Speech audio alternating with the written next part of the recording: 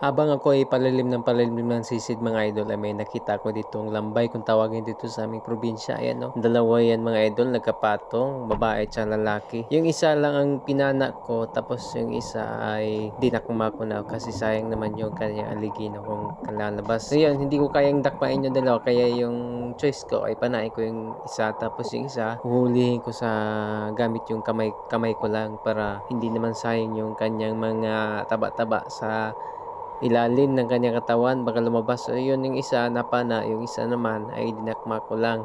So yun mga idol, dito ay nag night fishing ako, na solo night fishing. So yun, nilagay natin sa ating lalagyan ng ating isda, no. So yun pa lang yung una kong huli mga idol na na lambay kung tawagin dito sa amin. Yung lagayan ko dito sa sobrang laki. Ito pa lang yung dalawa yung nahuli ko. Kasi first time ko pa lang sumisid. Yun nga ay unang dive natin ay yung dalawang lambay ang ating na jackpotan, no. Ayun, sa sobrang laki ng aking lagayan mga idol.